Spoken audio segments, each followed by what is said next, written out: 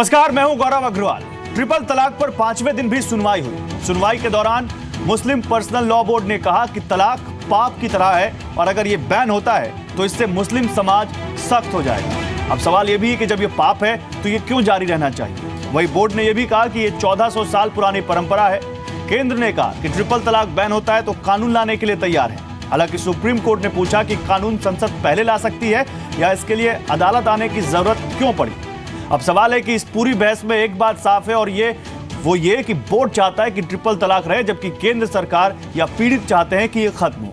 5 दिनों तक क्या हुआ और क्या क्या दलीलें दी गई, इस पर हम आपको बताएंगे, डिटेल से पूरी जानकारी देंगे, इस पर बात करेंगे और आज जो कोर्ट में हुआ उस पर अपने एक्सपर्ट से राय भी लेंगे और अपने तमाम जो पैनलिस्ट हैं उनसे हम इस बारे में बात करेंगे। लेकिन उससे पहले एक रिपोर्ट देखिए और फिर तुरंत हम अपने इस डिबेट पे लौटते हैं।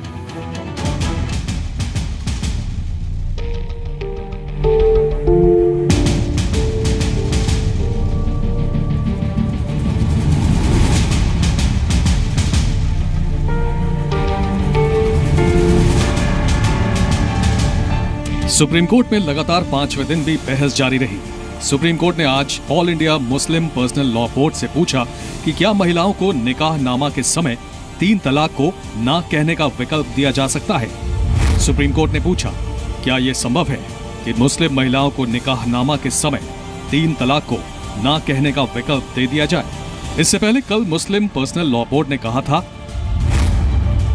कि 3 तलाक ऐसा ही मामला है जैसे ये माना जाता है कि भगवान राम अयोध्या में पैदा हुए थे। इसने कहा था कि ये धर्म से जुड़े मामले हैं और इन्हें संवैधानिक नैतिकता के आधार पर नहीं परखा जा सकता। उधर सुप्रीम कोर्ट में 3 तलाक के खिलाफ अपना पक्ष मजबूत करते हुए केंद्र ने इस तर्क को खारिज कर दिया कि 3 तलाक को अनुमति दी जानी चाहिए क्योंकि ये सदियों से रहा है। केंद्र की तरफ से वरिष्ठ वकील मुकुल रोहतगी ने कहा कि तलाक निश्चित रूप से इस्लाम का एक जरूरी हिस्सा नहीं था और अदालत में इसे जारी रखने की अनुमति नहीं दी जा सकती थी, सिर्फ इसलिए कि ये 1400 साल पुरानी परंपरा है। अब सवाल ये है कि क्या किसी परंपरा को इसलिए जिंदा रखा जा सकता है कि वो 1400 सालों से है। हमें अभी भी उम्मीद है कि कोई बहुत ही सार्थक चीज निकलेगी। जो कुरीतियां हैं, जो अंधविश्वास है, वो उससे कहीं ना कहीं समाज को उबारने में मददगार है। जो भी निर्णय आया सुप्रीम कोर्ट का, सर्वोच्च न्यायालय का, वो सबको स्वीकार करना चाहिए।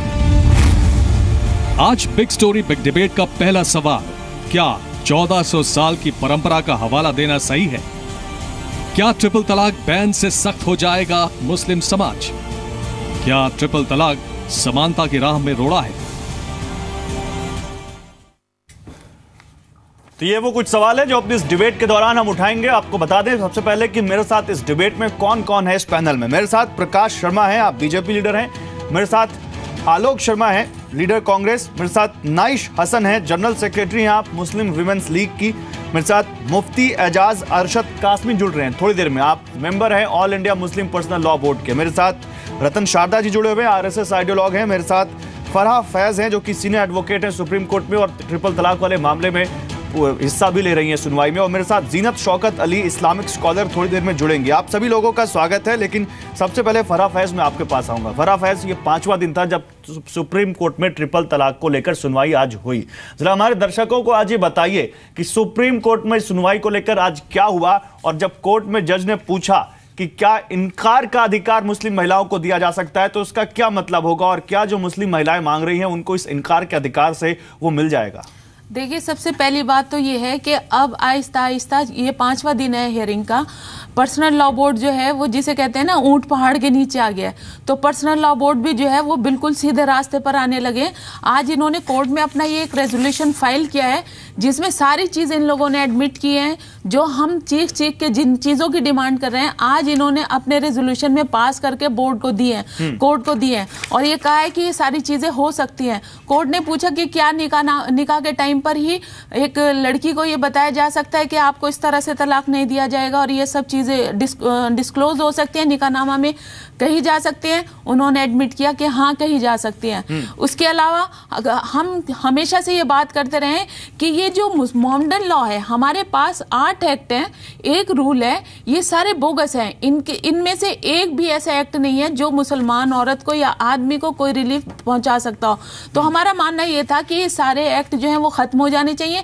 इनकी जगह एक कोई कॉन्क्रीट एक्ट आना चाहिए जिससे हम लोगों को जस्टिस मिल सकता हो, हमारे डिस्प्यूट जो हैं वो सॉल्व हो सकते हो। तो यही चीज कपिल, अगर हम बोर्ड से कहते थे या किसी और से कहते थे तो ये लोग अड़ामेंट हो जाते थे कि नहीं, कानून नहीं बन सकता। और all India Muslim personal law board ने सारे इदारों को एक साथ ला करके एक पीसी भी की थी अक्टूबर में, जब हलफनामा आया था केंद्र सरकार का कि अगर कानून बन गया तो ये बिल्कुल ऐसा होगा जैसे नया कुरान लिखा जा रहा है। तो अब जब कोर्ट में कपिल, उनके जो एडवोकेट हैं कपिल सिब्बल, ये बार बार कल ये बात करते रहे कि लेजिस्लेटिव पॉलिसी है, कानून बनाइए, कानून बनाने से कौन रोक रहा है। तो क्या अब ये मैटर नहीं रहा कि ये कुरान लिखने के जैसा होगा? इसके अलावा जमीयत उलमा हिंद की पोल खुली है, जमीयत उलमा हिंद ने अपना ये चार्ट उसमें दिया है और इसमें कहा है कि तलाक बिदअत जो है वो चैप्टर 2 की वर्स नंबर 230 में एक्सप्लेन है। तो कोर्ट ने तभी कुरान शरीफ खुलवाया और उन्हीं के एडवोकेट से पढ़वाया और उन्हें बताया कि ये तलाक बिदअत का जिक्र नहीं है, बल्कि 2 सुन्नत तरीके से जो तलाकें हो जाती हैं उसके बाद जो तीसरी और फाइनल तलाक है, ये उसका जिक्र है। ओके फराह, तो आपने सब बताया कि कोर्ट में आज क्या हुआ, लेकिन नाइश हसन मैं आपके पास आता हूं। नाइश हसन, 1400 साल से परंपरा चली आ रही है और 1400 साल से परंपरा चली आ रही है, इसलिए इसको चलने दीजिए, ये मुस्लिम पर्सनल लॉ बोर्ड के वकील कपिल सिब्बल की तरफ से दलील दी गई। अभी फराह फैज कह रही है कि लग रहा है कि मुस्लिम पर्सनल लॉ बोर्ड अब लाइन पे आ रहा है। आपको लगता है जिस तरह से वो दलीलें दे रहे हैं कि 1400 साल से ये परंपरा चली आ रही है, सुप्रीम कोर्ट को सुनवाई नहीं करनी चाहिए और अगर सरकार कुछ करती है तो मुस्लिम समाज नाराज हो जाएगा और वो उनका रुख सख्त हो सकता है, तो आपको लगता है कि मुस्लिम पर्सनल लॉ बोर्ड लाइन पे आ रहा है या मुस्लिम पर्सनल लॉ बोर्ड ट्रिपल तलाक को पाप कहने के बावजूद खत्म करने के मूड में दिख रहा है? देखिए, आपने ढेर सारे सवाल एक साथ पूछ दिए हैं, तो मैं ये कहना चाहती हूँ कि 1400 साल से जो परंपरा चली आ रही है वो एग्जैक्टली 1400 साल से नहीं है। प्रॉफिट ने इसको कभी एक्सेप्ट नहीं किया और ना ही प्रॉफिट के टाइम में ये प्रैक्टिस में थी। अगर बाद में खलीफाओं के जो और पीरियड्स आए उसमें कोई लॉ बनता है तो कभी भी कोई लॉ स्थायी नहीं होता। लोगों के लिए कानून होता है, कानून के लिए लोग नहीं होते हैं। और हमेशा आप इतिहास में देख लें मुस्लिम के कि कानून हमेशा बदला है। कोई समाज अगर ठहर जाता है तो वो समाज खत्म हो जाता है।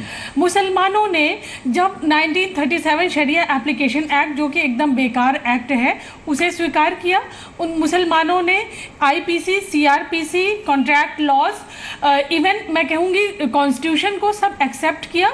इसका मतलब हम ये कह रहे हैं कि हमें इंडियन कानून मंजूर है, हम उसके तहत प्रैक्टिस करेंगे और हम करते आ रहे हैं। मामला सिर्फ फैमिली लॉ का आता है तो हम कहते हैं हम इसमें अड़ जाएंगे और हम देश को धमकी देते हैं। तो मुझे लगता है ये सवाल समझने का है कि बाकी सारे कानूनों में और जो हाई कोर्ट और सुप्रीम कोर्ट के जजमेंट हमारे सामने मौजूद हैं भारत के, तो उनमें कभी भी पर्सनल लॉ बोर्ड अड़ा नहीं। तो मुझे लगता है ये एक दोहरा स्टैंड है और जब उनके सिर पे ये मुसीबत आ गई है, उन्हें लगता है बचने का रास्ता नहीं है, तो वो ये दिखा रहे हैं कि ये भी गलत है, ये बदल सकता है, वो बदल। मैं हमेशा कहती हूँ कि अगर निकाहनामा बेहतर होगा तो विकल्प नहीं, कंपलसरी हो उसमें कि 3 तलाक नहीं होगा, विकल्प। ये आपने एक बड़ी बात कही कि विकल्प नहीं चाहिए, विकल्प नहीं चाहिए, विकल्प नहीं चाहिए, पक्का चाहिए, कंपलसरी चाहिए और ये होना चाहिए। प्रकाश शर्मा, 3 तलाक 1400 सालों से चला आ रहा है और ये उसी तरह से आस्था का विषय है जैसे भगवान राम हिंदुओं के लिए आस्था का विषय है। तो फिर आस्था का विषय है, इसमें सुप्रीम कोर्ट क्यों इस आस्था के विषय में इंटरफेरेंस कर रहा है? ये कहना है मुस्लिम पर्सनल लॉ बोर्ड के वकील का। तो 1400 साल से अगर किसी चीज में कोई खामी है तो उसको दूर नहीं करना चाहिए, या मुस्लिम महिलाओं को अगर दिक्कत है तो उस दिक्कत को दूर नहीं करना चाहिए? देखिए, जो 1400 साल वाली बात है तो मेरी बहन जी ने अभी स्पष्ट कर दिया कि ये 1400 साल से नहीं है। जहां तक आपने दूसरी बात कही आस्था का विषय, तो ये तो भारत में 70 साल राज करने वाली कांग्रेस का दोहरा चरित्र है, दोगलापन है, जो एक तरफ तो 3 तलाक में पक्ष में खड़े हो जाते हैं आतंकवाद का विरोध करते हैं और सिमी की पैरवी करते हैं, वो आज ट्रिपल तलाक, एक तरफ कहते हैं मुस्लिम महिलाओं को हक मिलना चाहिए और ट्रिपल तलाक को आस्था के नाम पर खारिज करने का काम करते हैं। मेरा यह मानना है अगर वास्तव में कपिल सिब्बल जी और कांग्रेस की यही मंशा है तो उन्होंने राम जन्मभूमि के मुद्दे में हलफनामा देकर के यह कहना चाहिए कि कांग्रेस कहती है कि वह राम की जन्मभूमि है जिसे कोर्ट ने सिद्ध किया है, वहां पर राम का मंदिर बनना चाहिए, दूसरी कोई बात हमको स्वीकार नहीं होगी। लेकिन दुर्भाग्य इस देश का कि कांग्रेस ने लगातार यही राजनीति की है। और ये पर्सनल लॉ बोर्ड है क्या चीज, कब आई, इसका क्या अस्तित्व है? सिर्फ धमकी देने का काम कर रहे हैं। वो ये कह रहे हैं कि हालात बिगड़ जाएंगे और ये बात कपिल सिब्बल जी कह रहे हैं जो कानून मंत्री रहे, लेकिन वो ये भूल गए कि अब मनमोहन सिंह की सरकार नहीं है इस देश में कांग्रेस की सरकार नहीं है, इस देश में भारतीय जनता पार्टी की सरकार है। भारत के 14-15 राज्यों में भारतीय जनता पार्टी की पूर्ण बहुमत की सरकार है। देश कानून न्याय नहीं तो फिर कोर्ट ने भी तो आपसे पूछा ना प्रकाश शर्मा, इससे पहले कि मैं कांग्रेस के जो प्रवक्ता है उनसे आपकी बातों का जवाब लूं, जरा जल्दी से एक सवाल और का जवाब और दे दीजिए। इस बीच कासमी साहब हमारे साथ जुड़ चुके हैं। कोर्ट ने भी तो पूछा और लोग भी आपसे पूछ रहे हैं, तो ट्रिपल तलाक पर जब सरकार का ये रुख है कि नहीं होना चाहिए, तो फिर आपने संसद में कानून क्यों नहीं पास किया? आज 3 साल हो गए आपको सरकार में आए, अब ये मामला सुप्रीम कोर्ट पहुंचा है, आपके पास तो पूरा मौका था, मेजॉरिटी है आपके पास। अरे भाई श्रीमान जी, सुप्रीम कोर्ट के सामने ये मामला न जाने कब से पड़ा हुआ है। सुप्रीम कोर्ट के सामने ये मामला जो हमारी बहनें वहां ले गई हैं, वो लगातार इस मामले को लड़ रही है। अच्छा। और जब मामला सब जुडिस्ट है तो सीधे पहले कानून बनाने वाली बात कहां आएगी? आप समय तो आने दीजिए। भारतीय जनता पार्टी इस मामले में दृढ़ है। सर 1 साल से नाई शासन को सुनिए आप, 1 साल से है, के साथ खड़ी है, 2 साल तो और भी थे आपके पास। नहीं 2015 से। लेकिन ठीक है, 1 मिनट मैं जरा पूछना चाहता हूं दूसरे पैनल से, फिर आता हूं प्रकाश शर्मा आपके पास। प्रकाश शर्मा, इस बात को मैं आपसे आगे भी पूछूंगा, अभी मत सोचिए कि आपको मैं छोड़ रहा हूं इस सवाल पे, अभी मैं पूछूंगा आपसे, लेकिन मेरे साथ दूसरे पैनलिस्ट हैं, मैं उनसे एक सवाल ले लूं फिर आता हूं आपके पास। आलोक शर्मा, कभी राम कपोल कल्पना हो जाते हैं, कभी वो हिंदुओं की आस्था का विषय हो जाते हैं। आज जिस तरह से सुप्रीम कोर्ट में मुस्लिम पर्सनल लॉ बोर्ड के वकील कपिल सिब्बल कहते हैं कि अगर ट्रिपल तलाक की स्क्रूटनी अदालत करती है, और वो सेकुलर अदालत बोलते हैं, वो कहते हैं सुप्रीम कोर्ट जैसी सेकुलर अदालत ट्रिपल तलाक की स्क्रूटनी करती है तो मुस्लिम समुदाय भी इस पर अपना रुख सख्त कर सकता है। तो क्या कोर्ट के बियॉन्ड जाने की बात कर रहे हैं वो? ये किस तरह की बात है? देखिए, मैं समझता हूँ कांग्रेस पार्टी के रिप्रेजेंटेटिव के तौर पर उन्होंने अपनी बात नहीं रखी है। वो एक मुस्लिम पर्सनल लॉ बोर्ड है, उसके वकील हैं और उनके वकील की हैसियत से उन्होंने बात रखी है। जहाँ तक अभी तमाम आरोप कांग्रेस के ऊपर लगे, सिम्मी का और पता नहीं कौन कौन से, अभी मेरे प्रकाश भाई को शायद मालूम नहीं है, मध्य प्रदेश में बीजेपी के ISI के एजेंट के तौर पर काम करते हुए पकड़े गए। लेकिन हम हर चीज को राजनीतिक तूल नहीं देना चाहते हैं। आप कहते हैं कि साहब वो वकील खड़े हैं, अरे भाई राम जेठमलानी ने तो किस किस की वकालत नहीं की है? राम जेठमलानी सर आपने नहीं कहा, लेकिन बीजेपी के प्रवक्ता महोदय ने पूरा ट्विस्ट दे दिया उसको।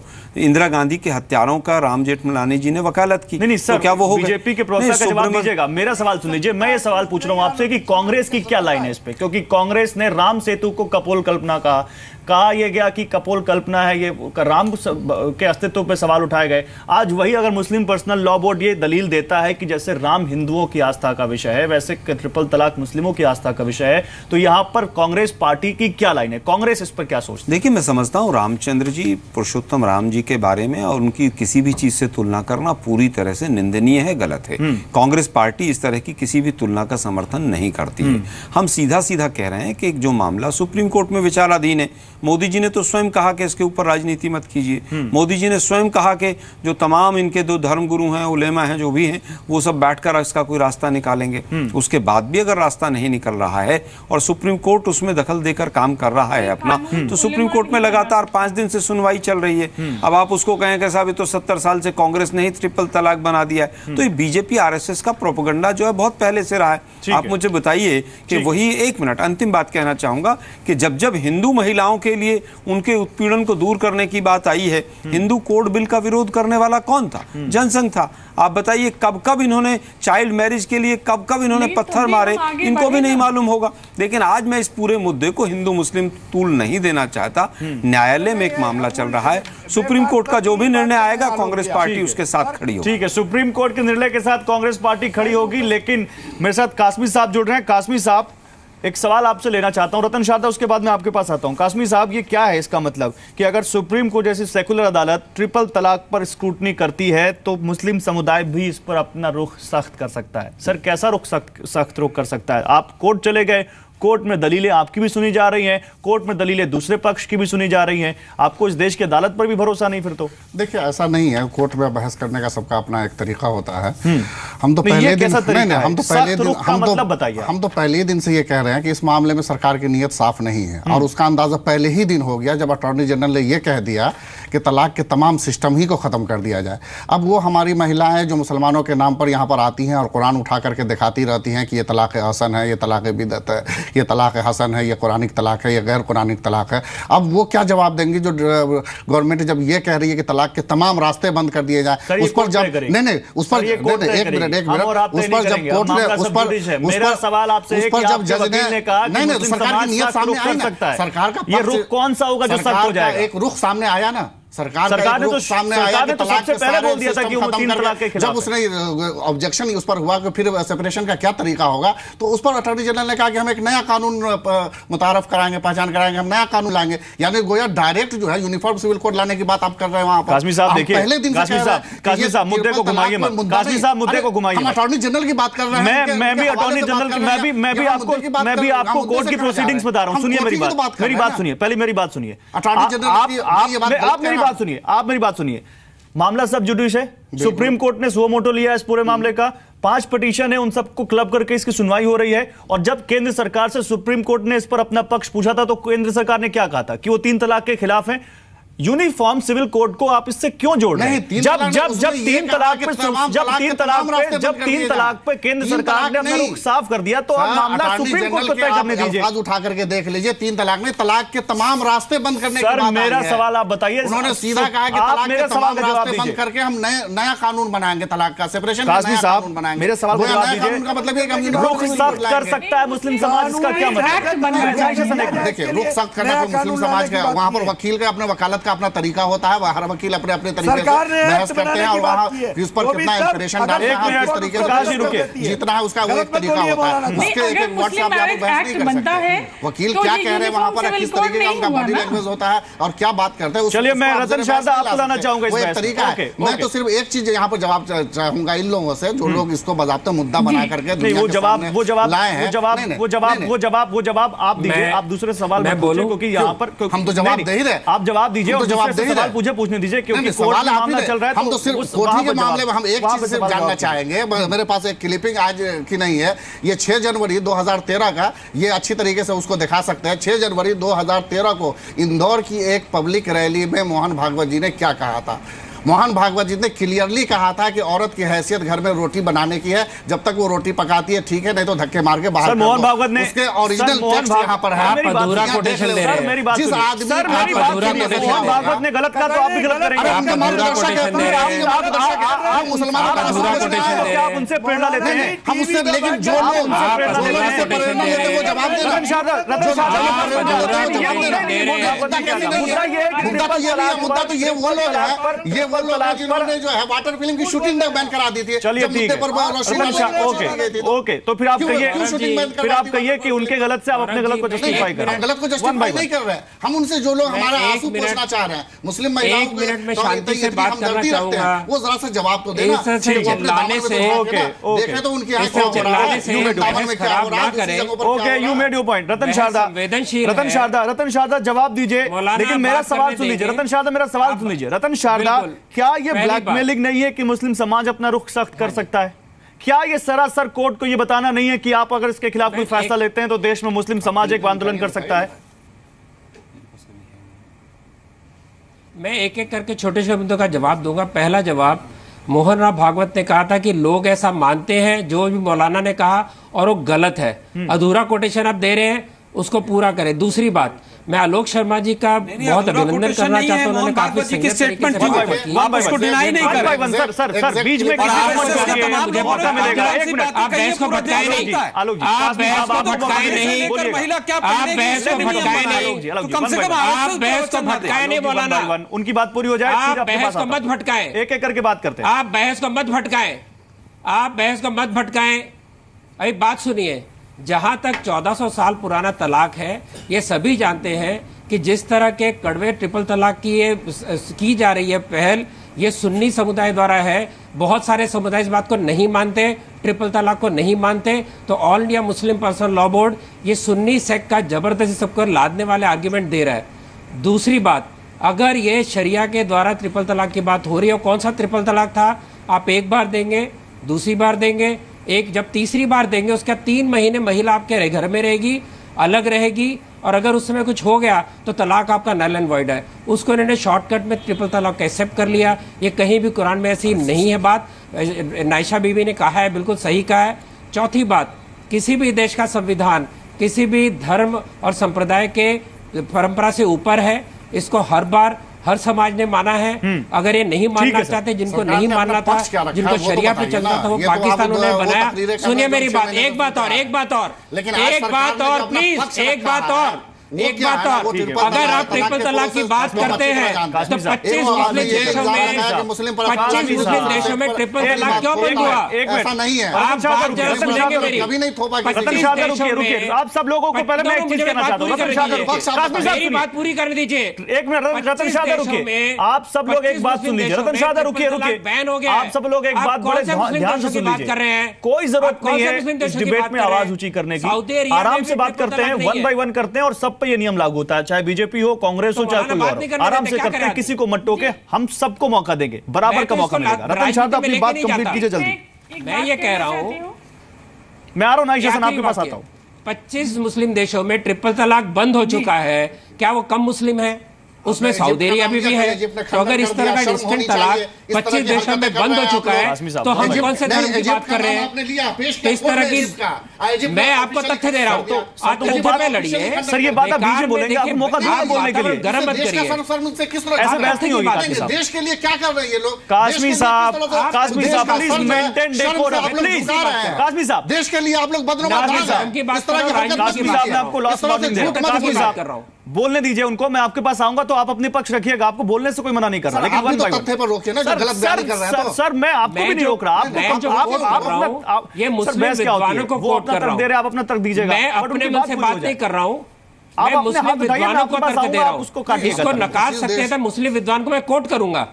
सर कंप्लीट कीजिए जल्दी। स्पेशलिस्ट में मुस्लिम विद्वानों को मैं कोट कर रहा हूं, उसको हाँ तो कर दिया मैंने, कह रही झूठ बोला, मैं झूठ नहीं बोल रहा हूँ, ठीक है, मैं फैक्चुअल स्टेटमेंट दे रहा हूँ, मैं स्कॉलर्स को कोट कर रहा हूँ, आप झुठलाइए उसको। खंडन कर दिया। ओके चलिए, हम 25 देशों की बात नहीं करते। नाइशा सन, इस देश में अगर किसी एक मुस्लिम महिला को इससे दिक्कत है तो क्या ट्रिपल तलाक खत्म नहीं होना चाहिए? और कोर्ट में अगर मामला चल रहा है, कोर्ट सुओ मोटो ले रहा है, तो वहां जो आपकी दलीलें हैं वो दलीलें मायने रखती हैं, वहां आपको तथ्य रखने चाहिए, और जो कोर्ट मान ले तो फिर आपकी बात सही हुई। यस, हाँ जी। पहली बात तो ये है कि वो कोर्ट में खुद कह चुके हैं कि मुसलमान औरत डिसीजन मेकिंग नहीं है, उसमें वो निर्णय लेने में सक्षम नहीं है, बिना किसी वैज्ञानिक तथ्य के वो वहां कह के आ चुके हैं। अब उनकी बात लिखित में वहां चली गई है। अब बाद में जो लड़ाई डाइवर्ट हो रही है वो ये डाइवर्ट हो रही है, इसको हिंदू संगठन बनाम मुस्लिम कांग्रेस बनाम बीजेपी कह रहे हैं। मैं कह रही हूँ, मैं किसी भी पॉलिटिकल पार्टी से नहीं हूँ, मैं सफरर के साथ खड़ी हूँ। अब दूसरी बात यह है कि अगर हमारे पूरे इस इंसाफ के सवाल को एक दूसरे के ऊपर लांछन लगाया जाएगा, मैं ये कह सकती हूँ कि मजहब के बेस पे जितने भी संगठन मर्दों के खड़े हैं सब पितृसत्ता पे आधारित है और सभी शोषण करते हैं, चाहे हिंदू का संगठन भागवत जी का हो, चाहे मुसलमानों का या पर्सनल लॉ बोर्ड हो, जमीयतुल उलमा हिंद हो, कोई भी हो। तो इस सब में मुसलमान औरत को समाज के हवाले नहीं किया जा सकता, आप समाज के हवाले नहीं कर सकते। नहीं, ये आप नाइंसाफी का सवाल हर जगह है, औरत के साथ नाइंसाफी का सवाल हर जगह है। उसके बावजूद आप लोग ट्रिपल तलाक खत्म नहीं करना चाहते क्योंकि मुस्लिम महिलाओं को दिक्कत है, उसके बावजूद आप नहीं खत्म करना चाहते। कासमी साहब अगर बीच में बोलेंगे तो मैं आपको एक बार भी बोलने नहीं दूंगा, मैं आपको मौका दूंगा, आप बोलिएगा, लेकिन सबको एक एक करके बोलने दीजिए प्लीज। मैं आपसे रिक्वेस्ट कर रहा हूँ, मैं आपसे तीसरी बार रिक्वेस्ट कर रहा हूँ। धार्मिक किताबों के हवाले ला के, मैं कह रही हूं, आप किसी भी रेफरेंस बुक के हवाले लाके औरत के साथ नाइंसाफी को बरकरार नहीं रख सकते। सेक्शन 14 जो है उसकी लाश पे 25 एक्ट नहीं खड़ा हो सकता। ठीक है, मैं 14 इंसानियत के मैं फराह फैज से ही टेक्निकल पॉइंट पूछता हूँ। फराह, आप तो क्योंकि इस धर्म को भी समझती हैं और आप टेक्निकल चीजें भी समझती हैं, जरा हमारे व्यूअर्स को बताइए, जो कासमी साहब कह रहे हैं, पर्सनल लॉ बोर्ड जो दलीलें दे रहा है, क्या अगर 21 देशों में जो दलीलें दी गई, इजिप्ट का इन्होंने जिक्र किया कि वहां इजिप्ट ने खंडन कर दिया, अगर 21 देशों में क्यों हम उनका उदाहरण लें? क्या हम अपने देश का उदाहरण नहीं ले सकते? अगर मुस्लिम महिलाओं को दिक्कत है, एक भी महिला को दिक्कत है, और मुस्लिम पर्सनल लॉ बोर्ड ये कहता है कि हम मुस्लिमों के पैरोकार हैं, तो उनकी ये जिम्मेदारी नहीं बनती। और ये कहते हुए भी जब वो ये मानते हैं कि गलत है, पाप है, तो क्यों नहीं खत्म करना चाहते उसको? क्यों नहीं खत्म कर सकते? देखिए, मैंने अभी पहले भी कहा था कि पर्सनल लॉ बोर्ड जो है वो सीधी राह पे आना शुरू कर दिया है।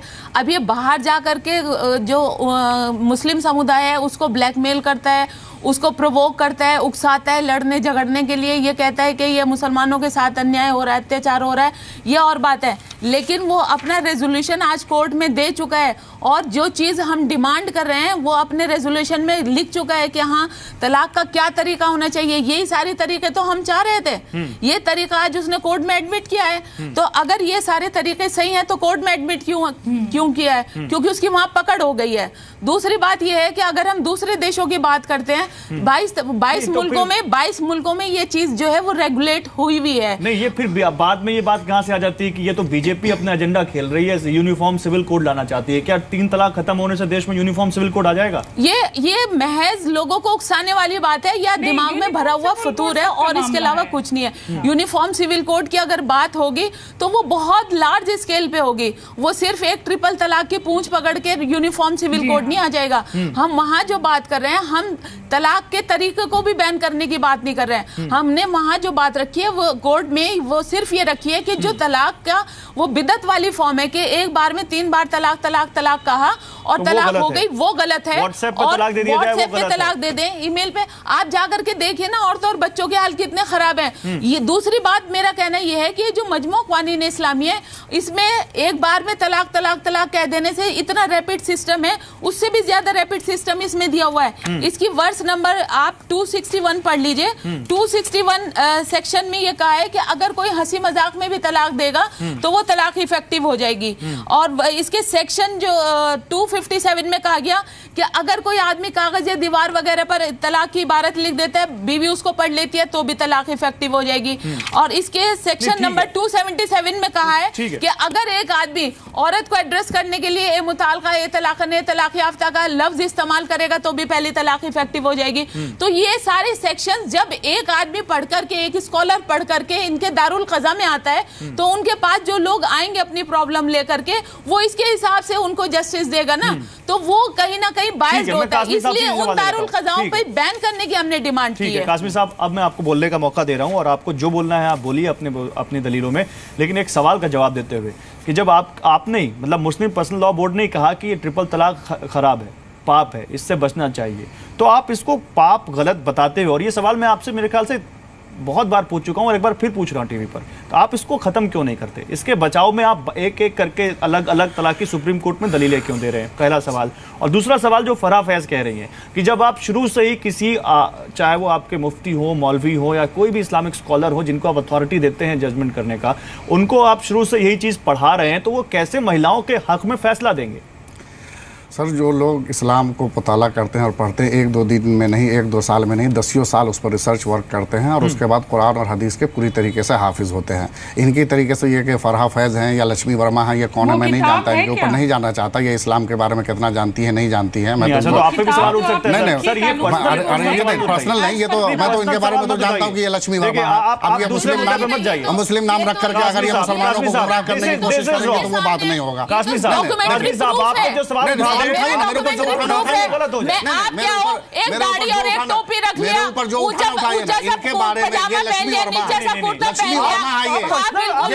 वर्मा यही कहना चाह रहा हूं ना कि आरएसएस वाले किस तरीके से मुस्लिम महिलाओं का नाम चेंज कर करके दुनिया के सामने ला रहे हैं। अरे नहीं बात बताओ, ये लक्ष्मी वर्मा फराह फैज़ कब से हो गई?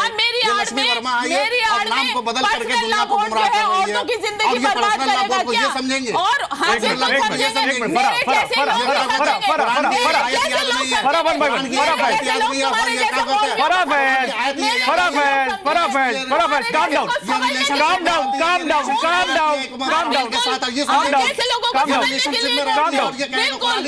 आराम से कासमी साहब कासमी साहब आप कामयाब हो गए, कासमी साहब आप कामयाब हो गए, कासमी साहब आप मुद्दे को डाइवर्ट करने में कामयाब हो गए। जो इस्लाम के फंडामेंटल पर जिसका आराम से नहीं पर्सनली में रहती हो, जो फरा पर्सनली फरा आप पढ़े लिखे फरा शान वो क्या कहते हैं यहाँ पर देखिए मैं आपको जवाब देता हूं, मैं इसकी तरफ नहीं आता। मैं नाइट सेशन को लाना चाहूंगा बीच में। आप दोनों शांत नहीं होंगे, मैं नाइट सेशन को लाऊंगा। आप दोनों शांत नहीं होंगे, मैं नाइट सेशन को लाऊंगा। नाइट सेशन को लाइए, नाइट सेशन को लाइए, नाइट सेशन। यही दिक्कत है क्या, जब हम बात करते हैं आम की जवाब इंडिया में लगता है। एक मिनट, नाइट सेशन को लाइए और किसी की आवाज नहीं जाएगी। प्लीज सुनिए, नाइट सेशन को लाइए। मैं ये कह रही हूँ कि जब फराह फैज का, अरे भाई बोलने दीजिए। मैं कह रही हूं अगर फराह फैज का बोलना गलत है तो पर्सनल लॉ बोर्ड में हिंदू वकील कपिल सिब्बल कैसे आ गया? वहां तो जफरयाब जिलानी भी थे, उनको ले आते आप अपनी बात करने के लिए। क्यों आप कपिल सिब्बल को लेके आए? हम भी सवाल उठाए क्या आपके ऊपर? क्यों आप हिंदू तो बोल भी कोई सकता है, बोल भी कोई सकता है।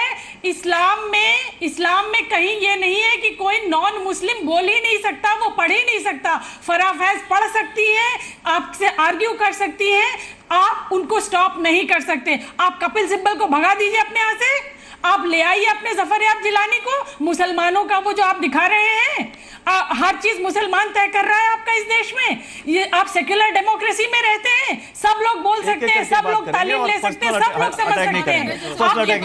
आपके पास चलिए ठीक है, एक मिनट, नाइट सेशन नहीं है कुरान का, ठीक है। आपके पास कुरान का में प्रकाश शर्मा से एक सवाल लेता हूं। Night session okay. Prakash Sharma ये आरोप है तो आप पे तो कांग्रेस भी लगाती है, अब तो मुस्लिम पर्सनल लॉ बोर्ड भी लगाता है कि आप यूनिफॉर्म सिविल कोड लाना चाहते हैं। जरा बताइए आपको कि यूनिफॉर्म सिविल कोड को लेकर इस देश की सरकार के अंदर क्या तैयारियां चल रही है, सरकार की क्या प्रतिक्रिया है? और दूसरी बात, 3 तलाक को लेकर जो आपने सरकार का जो पक्ष है कोर्ट में, अगर कोर्ट में इसके जो कोर्ट में मामला सब जुडिस है, कोर्ट क्या करता है तो देखने वाली बात होगी। आगे सरकार का क्या कदम होता है अगर 3 तलाक के ऊपर सुप्रीम कोर्ट वैसा कोई फैसला नहीं सुनाता है तो?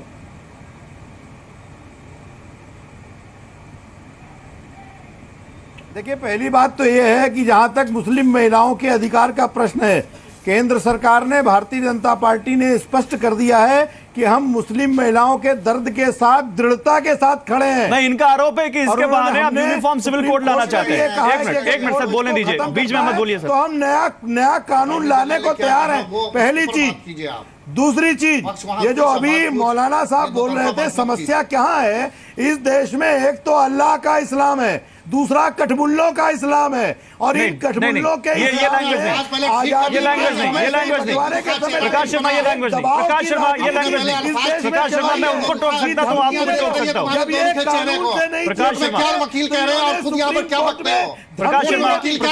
प्रकाश शर्मा ये लैंग्वेज नहीं, मैं उनको टोक सकता तो आपको टोक। कासमी साहब मैं बोल रहा हूँ, कासमी साहब मैं बोल रहा हूँ। कपिल सिब्बल ने यही तो कहा है, लेकिन मौलाना साहब ये भूल गए आपके वकील ने क्या कहा? कांग्रेस की नहीं है इस देश में। इस देश में एक ऐसी सरकार है जो इस बातों से निपटना चाहती है। कोई धमकी देकर इस देश में कानून चलाना चाहता है। इस बात से मौलाना साहब बिल्कुल निष्फिक्र रहे कि कानून व्यवस्था बनी रहेगी। कोई धमकी देकर इस देश में सरकार को झुका नहीं सकता है। जब तक मुस्लिम समाज ऐसे मौलानाओं के कानून के घेरे में फंसा रहेगा, तब तक समस्याएं लगातार आती रहेंगी। चलिए प्रकाश शर्मा, ओके, चेहरा क्यों? ओके, रतन शारदा कुछ कहना चाह रहे हैं। रतन शारदा मैं आपको लाना चाहूंगा इस डिबेट में। रतन शारदा, फिर मैं आता हूं लोक शर्मा आपके पास। मैं इतना सा कहना चाहता हूं कि ये जो ट्रिपल तलाक का केस है, ये मुस्लिम महिलाओं द्वारा दायर किया केस है, उनकी लड़ाई है, उनकी स्ट्रगल है। इसको बहुत अधिक पॉलिटिकल रंग देना, उसमें अपना रंग जमाना, राजनीति खेलना, ये सही नहीं है। अभी कोर्ट में केस गया, कोर्ट ने सरकार से अपना स्थान मांगा, सरकार ने अपना बयान दिया। अब ट्रिपल तलाक को एक महिला अधिकार का नाम छोड़कर अगर उसको यूनिफॉर्म सिविल कोड पे लेकर जाएंगे, गलत है। ये केवल महिला अधिकार का सवाल है। उसके अंदर अगर वो ट्रिपल तलाक जाता है जो कि मुस्लिम लॉ के हिसाब से भी गलत है, मैंने आपको बता दिया कौन कौन से क्लॉज है उसके अंदर जिसके कारण गलत है, तो उसको बाद में राजनीति से जोड़ना, उसकी बयानबाजी राजनीति करना, ये उनके हकों के लिए लड़ने वाली लड़ाई खराब होगी। मेरे साथ इस्लामिक सही नहीं चलेगी। जीनत शौकत अली भी जुड़ी हुई है। जीनत शौकत अली, ध्यान से सुनिएगा, यहाँ पर कासमी साहब कह रहे हैं कि सरकार, अटॉर्नी जनरल ने जो दलीलें दी हैं, सरकार बहुत कुछ खत्म करना चाहती है। तो एक बार इनकी हम बात सुन ले और कोई बीच में नहीं बोलेगा, क्योंकि ये सबके बीच में बोल रहे हैं, इसलिए इनको बीच में एक बार पूरी बात कर लेने दीजिए। उसके बाद जीनत शौकत अली, मैं आपसे जवाब लूंगा कि ये जो कह रहे हैं उसमें आपको कितना दम दिखता है। आप बोलिए कासमी साहब, क्या बोलना चाह रहे हैं, लेकिन आराम से बोलिएगा और चिल्लाने की कोई जरूरत नहीं है। पहले दिन से हम लोग ये कहते आ रहे हैं, मुस्लिम पर्सनल लॉ बोर्ड का ये क्लियर स्टैंड रहा है कि अगर ट्रिपल तलाक को लेकर के समाज में कहीं पर जो है मिसयूज हो रहा है तो उसको खत्म करने के लिए जो भी सोशल अवेयरनेस होगी, जो भी जरूरी है, सुप्रीम कोर्ट में करते रहेंगे। अब ये सुप्रीम कोर्ट में जो चल रहा है, अब सुप्रीम कोर्ट में हम लोग तो पहले दिन से ये भी कहते आ रहे हैं कि इस सिलसिले में सरकार की नीयत ठीक नहीं है। सरकार वो ट्रिपल तलाक और एक तलाक का दो तलाक की आड़ में जो है वो सिविल कोड लाना चाह रही है। अटॉर्नी जनरल ने डायरेक्ट वहां पर अपना स्टैंड ये रखा है कि तलाक के तमाम सिस्टम को बैन किया जाए। उस पर जब कोर्ट ने ऑब्जेक्शन किया है तो उस पर अटॉर्नी जनरल ने कहा है कि नहीं, कोर्ट ने बाकायदा पूछा है कि फिर सेपरेशन के तरीके क्या होंगे, तो उसने जवाब दिया है कि हम नया कानून लागू करेंगे, हम नया कानून लेकर के आएंगे। तो ये नया कानून लेकर के आना ये डायरेक्टली क्या है? इसका मतलब ये है कि ये जो तलाक एहसन, तलाक बिदत वगैरह का झंडा आप लोग उठाती रहती है, तो यहाँ तो एहसन भी खत्म हो जाएगा, बिदत भी खत्म हो जाएगा और सब कुछ खत्म हो जाएगा। तो क्या मोहतरमा आप उसको एक्सेप्ट कर रही है कि तलाक के तमाम रास्ते बंद कर दिए जाए? चलिए ठीक है, एक मिनट। जीनत शौकत अली, आपको इनकी बात से क्या समझ में आया कि क्या केंद्र की तरफ से ये कहा गया है कि मुस्लिम समाज में तलाक खत्म हो जाए? पहला सवाल। और दूसरा, जो ये कह रहे हैं कि नया कानून लाया जाएगा, तो ये इनका कहने का ये मतलब है कि देश में सरकार नए कानून का मतलब यूनिफॉर्म सिविल कोड लागू करेगी, यही कह रहे हैं ना आप? बिल्कुल ये कह रहे हैं। आपको ये इस बात में दम नजर आता है? नहीं, बिल्कुल दम नहीं नजर आ रहा है। सबसे पहले तलाक की बिदत जो है वो गलत है और उसको जाना चाहिए, go from with in the system. दूसरी बात, प्लीज, अभी मैं बोल रही हूं तो 2 सेकंड के लिए मेरी बात आप सुन लीजिए। दूसरी चीज ये है कि इस्लाम में तरीके जो है वो एक एक्स्ट्रा जुडिशियल डिवोर्स, जो जैसा कि जो तलाक अब जो प्रोनाउंस हो रहा है, ये तलाक बिदत और दूसरी तलाकें हैं, और एक है फसक जो कोर्ट में जाके और उसके डिसोल्यूशंस होती है। तो 1939 में जब ये हमारा लॉ बना, dissolution of Muslim marriages act, जहां मुस्लिम महिलाओं को डाइवोर्स करने का कोई हक नहीं, अधिकार नहीं था, तो वो एक्ट ने अधिकार लाए और वो कोर्ट के थ्रू डाइवोर्स होता है।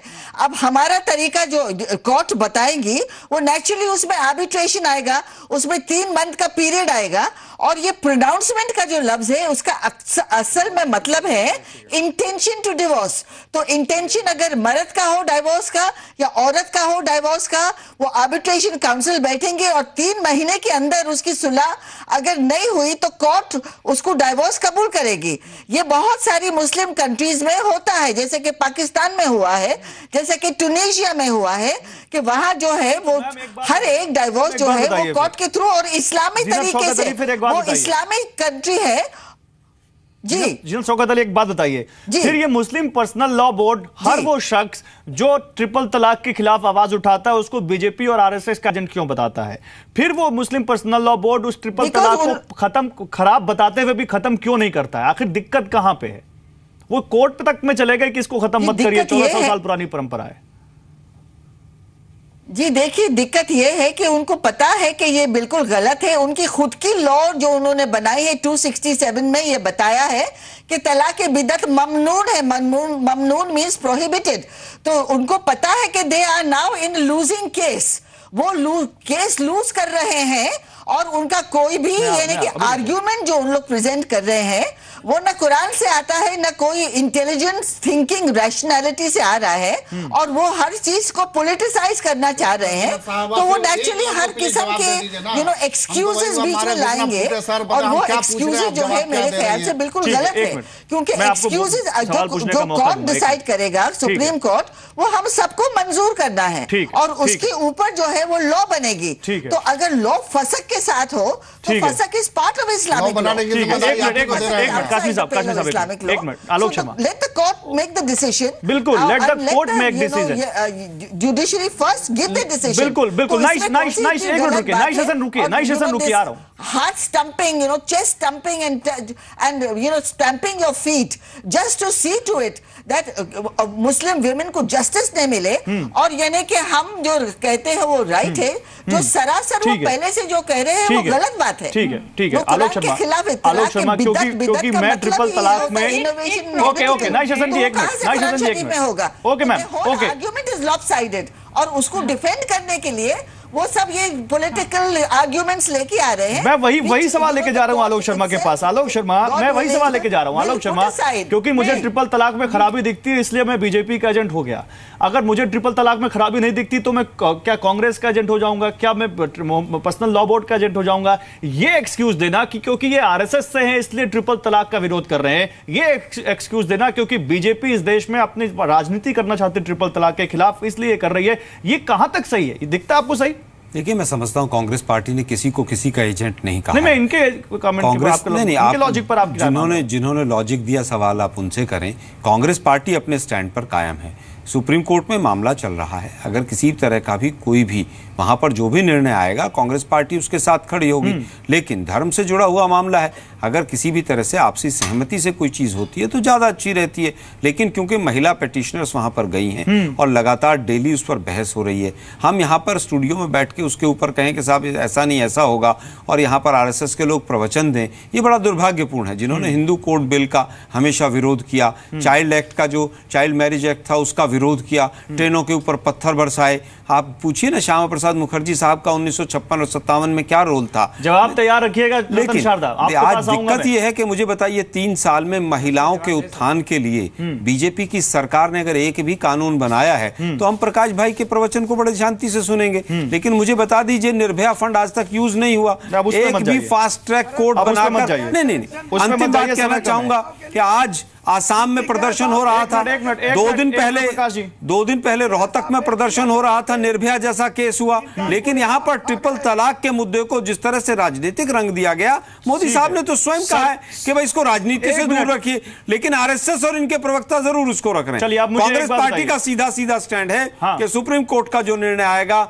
हम उसके साथ खड़े। ठीक है, लेकिन एक ब्रेक पर जाने से पहले मुझे एक सवाल का जवाब देते हुए जाइए, और सवाल यह है कि 1978 में शाह बानो के मामले में 1986 में कांग्रेस पार्टी ने क्या किया? देखिए, मैं बताते जाइए। मैं बिल्कुल राजीव गांधी की सरकार ने क्या किया था? गौरव जी, मैं आपके सवाल का जवाब लूंगा। गौरव जी, मैं बिल्कुल उत्तर दूंगा। जो भी हुआ उसके अंदर फैसले को पलटा गया, लेकिन 2001 का सुप्रीम कोर्ट का जो निर्णय आया उसमें कहा गया कि वो फैसला पलटा नहीं गया। 2001 का सुप्रीम कोर्ट का निर्णय भी पढ़ लीजिए, फिर कांग्रेस पे सवाल शायद आप नहीं पूछें। सर, मैं सवाल इसलिए पूछ रहा हूं क्योंकि आप दूसरों के ऊपर सवाल उठा रहे हैं, तो आप पे भी सवाल उठना चाहिए। 2001 में लेकिन वो कहा गया कि कॉन्स्टिट्यूशनल बेंच ने कहा कि वो निर्णय नहीं पलटा गया, उसको कोई नहीं सुन रहा है। नहीं, नाइश हसन, आप सहमत हैं इनकी बात से? नहीं, ये रहे ना इनका मजमू कौदीन इस्लाम में पूरा स्टेटमेंट आया था अभी पिछले पूरा स्टेटमेंट है। उन्होंने कहा था शाहबानो के टाइम में जो कुछ हुआ वो हमारी बड़ी भूल थी। ये कांग्रेस ने खुद कहा है कि वो उनकी बड़ी भूल थी। पी चिदम्बरम का बयान देखिए। ठीक है, फराफैज कुछ कह रही, फराफैज जल्दी से, मुझे ब्रेक पर जाना है। मैं ये बताना चाह रही कि जो शाहबानो का केस आया था वो कांग्रेस गवर्नमेंट ने क्यों बदला, क्योंकि इसी पर्सनल लॉ बोर्ड ने बार मुलाकातें की राजीव गांधी से, और इन्होंने अपने मजमा कानून इस्लामी के प्रीफेस में दिया हुआ है कि शाहबानो के केस से पर्सनल लॉ पर जो है वो जो चोट पड़ी उसे पर्सनल लॉ खत्म होने की राह दिखाई देने लगी, और उसके फैसले का असर खत्म करने के लिए पर्सनल लॉ बोर्ड ने जो है लगातार मुलाकातें की राजीव गांधी से, और इसमें कामयाब हुए कि हम एक एक्ट पास कर सकें। तो ये हमेशा से इनकी पॉलिसी रही है कि इस्लाम में जो मुसलमान औरतों का स्टेटस है वो हमेशा दबा रहे और इनकी सुप्रीमेसी कायम रहे, ये उन पे राजनीति करते हैं। ट्रिपल तलाक पर सुप्रीम कोर्ट में एक सुप्रीम बहस चल रही है और एक डिबेट हमारे चैनल पर भी इस वक्त हो रही है जिसमें तमाम एक्सपर्ट्स हैं, और उनसे हम बात कर रहे हैं कि सुप्रीम कोर्ट की सुनवाई के दौरान जो कहा गया उस पर उनकी क्या राय है। जीनत शौकत, जल्दी से आपके पास आऊंगा। जीनत शौकत, एक छोटा सा सवाल, उसके बाद मैं आपको मेरे साथ जो मुस्लिम पर्सनल लॉ बोर्ड से कासमी साहब है वो कह रहे हैं मैं एक सवाल पूछना चाहता हूं जीनत जी से, लेकिन उससे पहले मैं एक सवाल आपसे जीनत जी ले लूं, उसके बाद इनके सवाल का आप जवाब दीजिएगा। रतन शारदा, आपको भी वक्त दूंगा, सबको वक्त दूंगा, थोड़ा वक्त है मेरे पास। जीनत शौकत अली, कोर प्रॉब्लम क्या दिखती है आपको इस पूरे मुद्दे की? 30 सेकंड में बताइए मुझे। मुझको कोर प्रॉब्लम दिख रही है कि जो सुप्रीमेसी है वो मुस्लिम पर्सनल लॉ बोर्ड को अपने हाथ में रखनी है। उनके कोई भी आर्ग्यूमेंट जो है वो रैशनल या कोई सही तरीका या कोई बैलेंस्ड आर्ग्यूमेंट्स नहीं रहे हैं और वो उनकी बुनियाद जो है वो खुद अपने हाथ से हिला दिए हैं। इस मसले को लेके वो समझे कि बहुत आसान मसला है और ये मसला जल्दी से हम हल कर देंगे, लेकिन ये मसले की वजह से उनकी खुद की बुनियाद उन्होंने खुद के अपने हाथ से हिला दी है और वो अभी डर रहे हैं कि हमारा क्या होने वाला है और वो अपने हाथ से ही करे हैं। जब उनके कॉन्स्टिट्यूशन में आर्टिकल 267 में कानून उन्हें बनाया है वो खुद कहते हैं कि तलाक की बिदअत जो है वो ममनून और प्रोहिबिटेड है, तो क्या गलत चीज प्रोहिबिटेड चीज आप उसको बोले? चलिए काश्मीर साहब एक सवाल पूछना चाहते हैं। काश्मीर साहब एक सवाल पूछना चाहते हैं। वैसे तो सवाल पूछने का हक मेरा, लेकिन फिर भी मैं उनको एक स्पेशल राइट देता हूं। एक सवाल नाइश हसन और जीनत जी दोनों से। डॉक्टर जीनत साहब, हम सिर्फ गुजारिश करेंगे प्लीज बात को घुमाइएगा नहीं। सिर्फ हम इतना सा जानना चाहते हैं, जो बातें आप बार बार जो है प्रोहिबिटेड और ममनू और बिदत वगैरह ही कर रही हैं, बस उतना तो सुनते सुनते मैं थक गया हूँ, हर जगह वही सुनता हूँ। मैं सिर्फ इतना सा जानना चाहता हूँ कि सरकार ने जो अपना पक्ष रखा है कि तलाक के तमाम रास्ते बंद कर दिए जाएंगे और एक नया कानून जो है मुतारफ कराया जाएगा, नया कानून लाया जाएगा, क्या आप उससे इत्तेफाक करती है? सिर्फ मैं इतना सा जानना चाहता हूं। यही सवाल तो मैंने पूछा था। नहीं तो उन्होंने जवाब नहीं दिया ना। हम सिर्फ यस और नो में दोनों से, नाहिद हसन से भी और जीनत हसन से भी पूछना चाहूंगा और उसके साथ में जल्दी में जवाब दे दीजिए। दुनिया देख लेगी कि आप दायरे इस्लाम में। पहले नाइश हसन फिर जीनत, पहले नाइश हसन फिर जीनत जी। नाइश हसन जल्दी। जी जी जी जी, मैं इस्लाम में हूँ, उसके लिए मुझे किसी पर्सनल लॉ बोर्ड की इजाज़त नहीं चाहिए। और अगर इस देश में सरकार कोई एक मुस्लिम मैरिज एक्ट लाती है, मैं उसका स्वागत करूंगी, क्योंकि तमाम मुस्लिम कंट्रीज ने अपने यहाँ अलग एक्ट लाए हैं, अलग कानून बनाए हैं और मुस्लिम तमाम कंट्रीज के कानून पे यूरोपियन कानून का असर बढ़ता चला गया।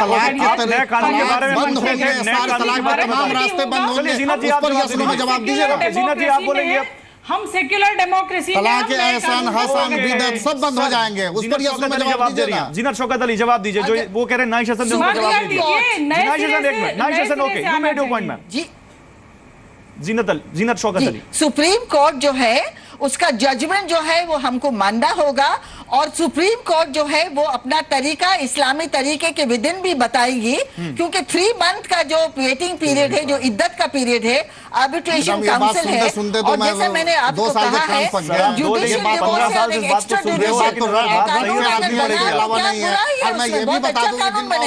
पर्सनल लॉ पर एतराज करती हैं अपना, ये तलाक ये बिदअत का जो ये टर्म है ये हम लोगों का ही बनाया हुआ है, मौलाना ही ने बनाया हुआ है। शायद इसीलिए आप लोग नहीं मान पा रहे इस बात को, इसीलिए नहीं मान पा रहे। समय कम है, मुझे सबके पास जाना है। मौलाना साहब अभी आप उनसे सवाल पूछ रहे थे, जब वो जवाब दे रही तो आप उनका सवाल सुनना नहीं, जवाब सुनना नहीं चाहते, क्योंकि आपके मन का जवाब नहीं, इसलिए आप नहीं सुन पा रहे। में खाली कह देना कि हाँ हम शारदा साहब बंद कर देंगे। रतन शारदा गो अहेड। में जवाब नहीं होता मौलाना साहब, ये जुडिशियल प्रोसेस है। ओके सर, अब ये जिरे यहाँ मत करिए। रतन शारदा जी किया जाए, लेकिन एक क्लियर करना बहुत जरूरी है। ओके एक वन बाय वन। मैंने कहा था कि मैं कांग्रेस का जवाब दूंगा। जिस समय हिंदू कोड बिल लाया, नेहरू जी, इनके प्रिय Nehru, Pandit Nehru uniform civil code लाना चाहते थे, उनके हाथ पैर फूल गए, वो केवल हिंदू कोड बिल लाए और यूनिफॉर्म सिविल कोड उन्होंने डायरेक्टिव प्रिंसिपल में डाल दिया कि उनकी हिम्मत नहीं थी यूनिफॉर्म सिविल कोड लाने की, केवल हिंदू कोड बिल लाए क्योंकि हिंदू समाज सुनता है। इतना ही नहीं, मोहरा भागदा पूरा भाषण सुनिए, उन्होंने कभी भी ये नहीं कहा महिला ऐसी होनी चाहिए, इस बात का विरोध किया। उन्होंने महिला पुजारियों का आह्वान किया, उन्होंने दलितों को पुजारी बनाया। इस तरह से बहस को खराब न करे, बहस महिलाओं के अधिकार की बात है, वो कांग्रेस कभी महिलाओं का उद्धार नहीं कर पाई है। आपको हमेशा शाहबानो पसंद आती है, आपको कभी भी महिला की आजादी पसंद नहीं आती, आपको शाहबानो के लिए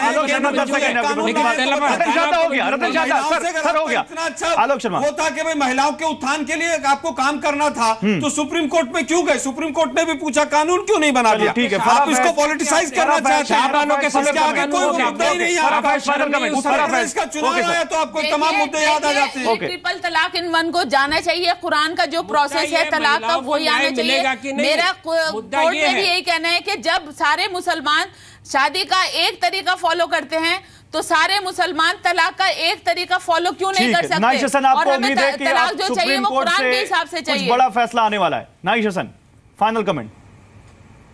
जी, 3 तलाक पे मुझे लगता है सुप्रीम कोर्ट आर्टिकल 14 को कभी वो नहीं करेगा, इसलिए 3 तलाक बंद होगा। सुप्रीम कोर्ट इतना तो करेगा, बाकी चीजें हमें संसद में ले जानी पड़ेगी, पर 3 तलाक बंद होगा। आर्टिकल 14 के तहत मर्दों के गले में मंगलसूत्र भी डाल दिया जाएगा। साहब, मुझे तो लगता है कि आप अगर 1 घंटे और बहस करें तो 1 घंटे और